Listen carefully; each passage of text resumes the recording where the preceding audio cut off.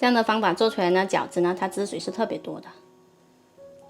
你看，很多朋友经常给我留言，问我饺子馅料怎么调才好吃。今天我们就以韭菜为例，来分享一下这个做法。韭菜洗好了，再把它切碎。再来切一些马蹄，加入这个马蹄呢，它又可以增加它清甜的口感，吃起来特别好吃的。做好了，跟韭菜放一起。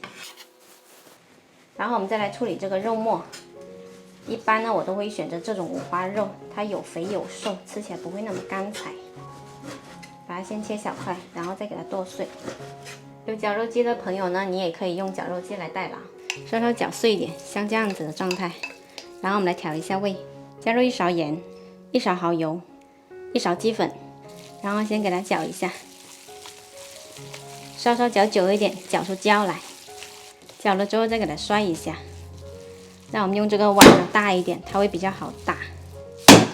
要搅打到这个肉呢有点拉丝的状态，这样它吃起来呢才 QQ 的。先放一旁。韭菜这一份呢，我们先来加入一些食用油，给它拌一下，先锁住韭菜的水分，等会调味的时候它才不会出水。然后再来放盐。多一点的胡椒粉，它吃起来才香。最后呢，再来2勺猪油，这个猪油是绝对不能少的，不要浪费。勺子里面的也给刮下来，再给它拌匀。拌匀了之后，再把我们的肉末放进来。这肉末跟韭菜的比例呢，大概是1比2，给它再拌匀。搅匀了，这个肉馅也就做好了，用盘子装着，放到冰箱冷藏一会儿。那我们现在就开始来包饺子。对于我们南方人来说呢，是很少自己擀饺子皮的。我们先来把这个肉馅放到饺子皮的中间。买的饺子皮呢，它比较干，边上抹点水，它比较好收口。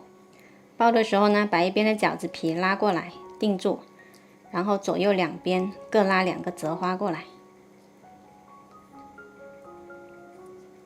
再整体收一下口。这样就捏好一个了。然后也还可以这样子折，1个、2个，这边也是2个折子，然后再整体收一下口。每次包饺子呢，我都会包上几十上百个，放在冰箱冷冻，想吃的时候蒸上20分钟就可以了。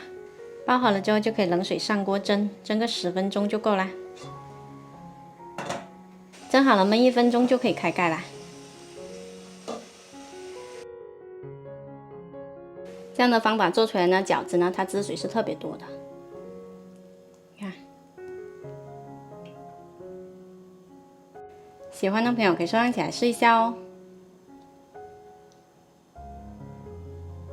喜欢吃香的朋友呢，我们可以用少少的油给它煎一下，吃起来表皮脆脆的，更香。